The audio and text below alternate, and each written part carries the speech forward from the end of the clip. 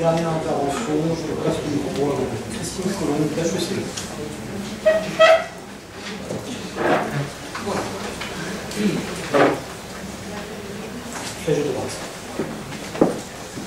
Bonjour, moi je vais être assez brève. En fait, l'objectif de ma présentation, c'était surtout de vous faire un rapport d'expérience par rapport à l'utilisation du PDA, le Pattern Driven Acquisition, que nous avons utilisé depuis janvier 2013 à HEC. C'est vrai que nous avons une bibliothèque qui utilise encore beaucoup de papier. Il faut savoir que nous avons encore plus de 50 000 ouvrages papier et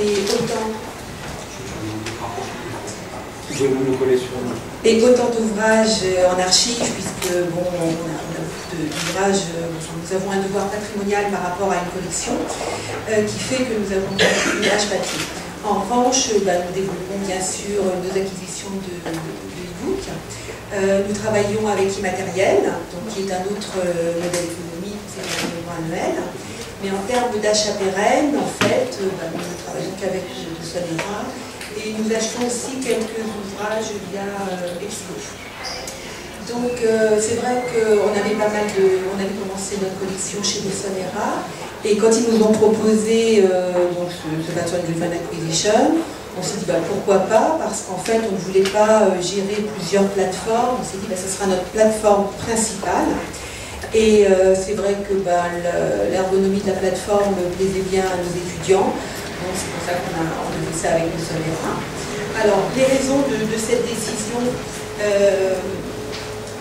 les raisons pour lesquelles nous avons choisi ce mode d'acquisition. Alors là je vais vous présenter pourquoi nous avons choisi ce mode d'acquisition. La mise en place, qui a été assez simple, et alors, le choix. Tout d'abord, l'objectif était d'offrir le plus grand choix possible à nos lecteurs. Nous leur avons proposé une collection comportant plus de 10 000 e-books correspondant aux disciplines enseignées à HEC. Pour cela, nous avons pu accéder au catalogue général de Sonera, qui recense plus de 390 000 e-books.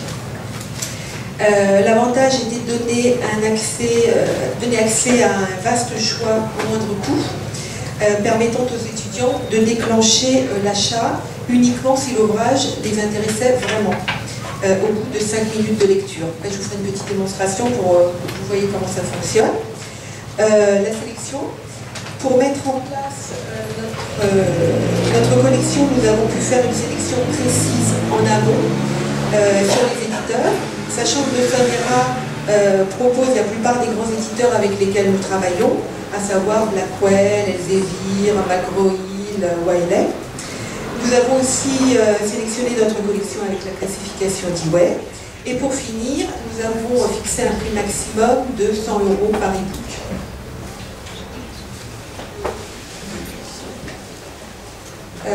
Ah oui, aussi.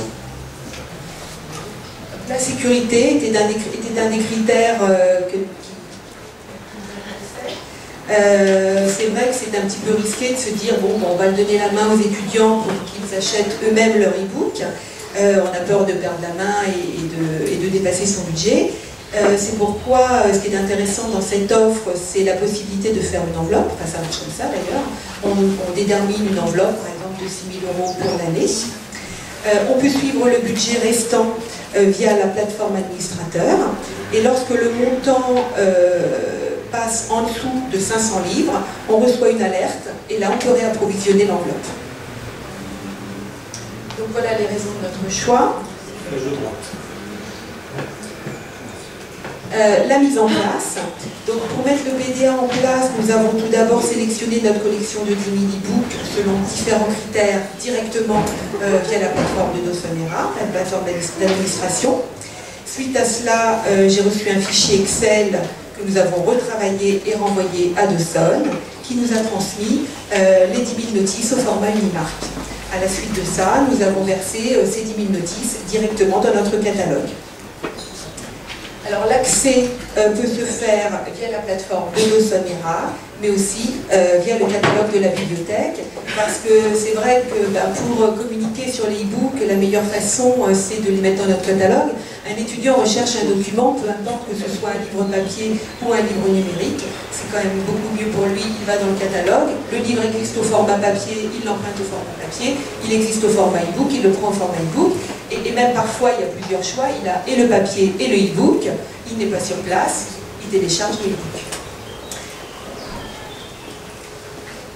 Alors en fait, là je vous ai fait une petite démonstration via le catalogue. Donc quand on arrive sur la notice du e-book, là on voit qu'il y a un lien vers Dawsonera. L'étudiant clique sur le lien et ensuite nous nous retrouvons confrontés à deux possibilités. Soit le livre est déjà acquis. Dans ce cas-là, nous avons deux icônes, comme tout à l'heure, download ou download ou read online. Donc possibilité de lire en streaming, ou l'intégralité du livre bien sûr, ou de télécharger sur un PDF chronodégradable d'une durée de 1 à 7 jours. Ça aussi, c'est nous qui l'avons paramétré. Deuxième cas de figure, le livre n'est pas encore acquis. Donc dans ce cas-là, nous avons uniquement une icône qui est Preview. L'étudiant clique dessus. Il a la possibilité de lire le e-book pendant 5 minutes. Au bout de ces 5 minutes, il a un message qui lui dit « Voulez-vous continuer votre lecture ?» Et là, s'il dit « Oui », le livre, l'acte d'achat est effectué. Et l'étudiant ne s'en aperçoit même pas, parce que dans la tête de l'étudiant, ce livre appartient déjà à la bibliothèque. Voilà. Et c'est pour ça qu'on se permet de dire que dans certains cas, la pression est immédiate, parce que là, donc les étudiants ne s'en rendent pas compte, mais à l'instant où il dit oui, il devient disponible et donc vert pour les autres étudiants. C'est pour ça qu'on dit c'est Et alors, s'il y avait une autre restriction, qui était que l'étudiant, le lecteur, ne pouvait lire que les 50 premières pages. C'est-à-dire qu'au bout des 50 pages, il avait une alerte qui lui disait qu'il ne pouvait pas aller plus loin. Et ça, c'était un petit peu contraignant, parce qu'on avait des étudiants qui nous disaient « je ne comprends pas, il y a que 50 pages ». Et depuis peu, cette restriction a été retirée, et effectivement, donc c'est beaucoup plus. Voilà. Donc là, alors maintenant, on est à peu près à un rythme de 80 e-books achetés par an. Vous voyez, ça n'est pas extraordinaire, il n'y a pas d'abus.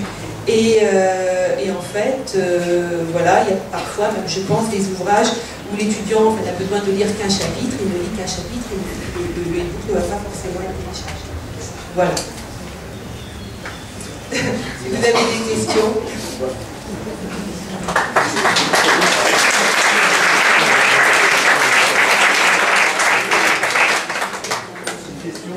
Il y a des questions. Échanger avec la salle. Donc, voilà, on vous laisse parler et on vous laisse poser les questions.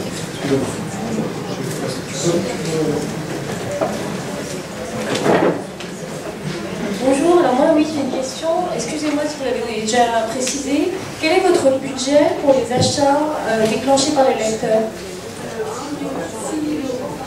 6 000 € par an, très bien. Et est-ce que vous ne pensez pas qu'il faudrait informer les lecteurs du fait qu'ils déclenchent un achat dans la mesure où ça leur permettrait de comprendre qu'il y a un processus d'acquisition derrière et donc un effort de la bibliothèque de se conformer à leur désir de...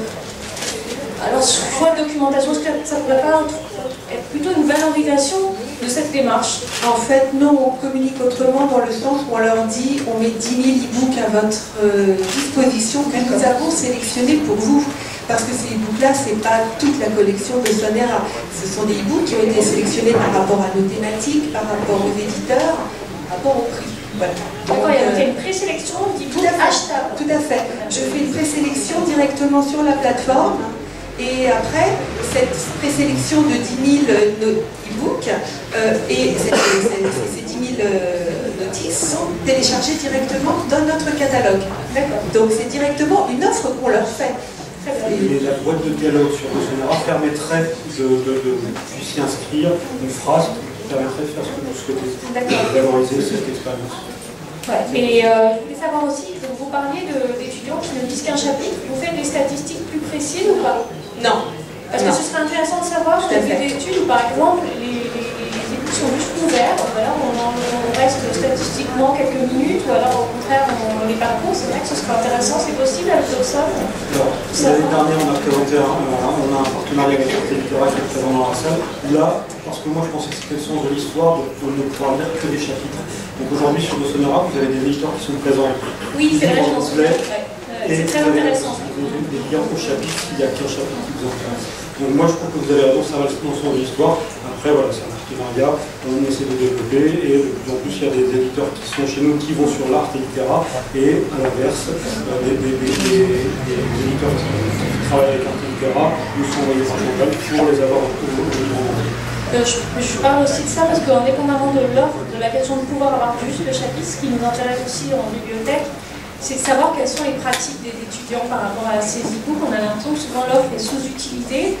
Alors ça représente quand même un certain budget, donc c'est vrai que c'est intéressant de savoir jusqu'où va la consultation des e-books. Vous avez la possibilité sur la plateforme de générer une rapport. On ne vous entend pas. Oui.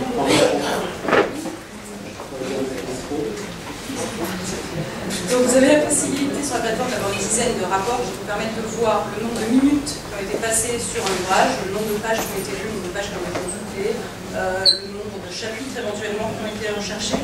Donc vous avez une liste de rapports qui sont standard auteur, là vous en avez 6 ou 7, et ensuite vous avez des rapports d'usage sur les téléchargements, est-ce que c'est des lectures en ligne, est-ce que c'est une pré-réalisation. Mais vraiment aujourd'hui, c'est plus le côté, oui, il faut développer cet usage qui a un peu de mal. Moi je me souviens, je crois que c'est ce que vous m'avez dit, je sais, à 3 ans, je pense que ce délai va raccourcir dans le temps, mais je suis pensé, mais 3 ans à habituer les étudiants à aller sur le numérique. Oui, c'est lent, c'est long, et ça fait partie de notre métier, je dirais. Évidemment. C'est vrai que nous, ce qu'on cherche avant tout, ce sont des manuels de cours et la plupart des manuels de cours recommandés par les professeurs n'existent pas en e-book. Donc voilà. Je ne vais pas les pointer du doigt, mais c'est vrai qu'il y a certaines discussions en cours parce que le côté manuel, mais là c'est... Et nous on attend que ça.